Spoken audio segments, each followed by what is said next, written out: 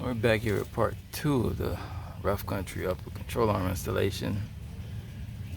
It's the stamp steel control arm right here from GM. And I basically just fished out the 2 bolts. Gives you just enough room to take out the old one.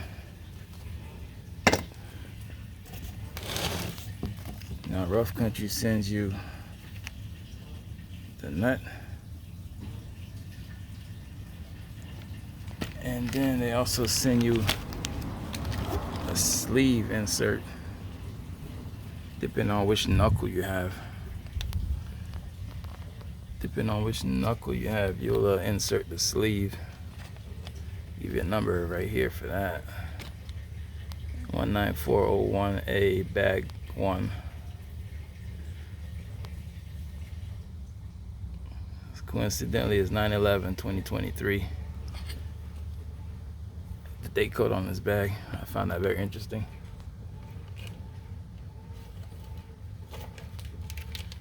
And then the 2 bags, the 2 bags of bolts, the same number.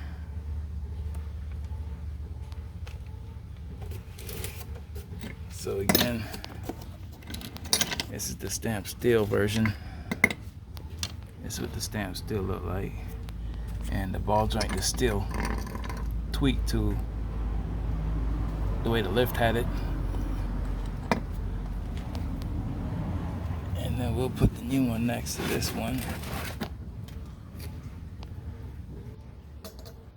like so.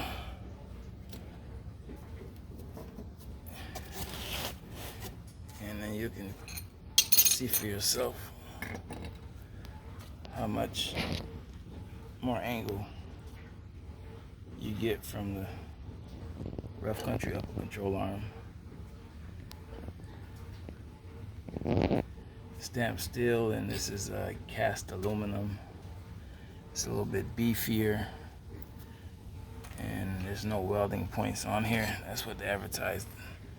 And then these are close to factory bushing setup that you see here, where it would sit in here and you can tighten and grip it and it won't lodge back and forth. And also there's the keys here for the, what they call this, caster adjustment, camber and caster, whatever. I think it's caster. Again, these the shims right here. Those shims come along with this Suspension Max little lift block.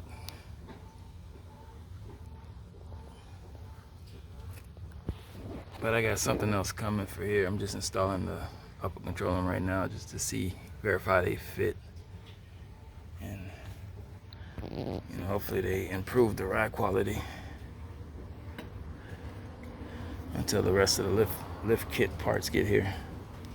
Again, this is the Denali Sierra, and it's sitting on 33s on stock 22-inch rims.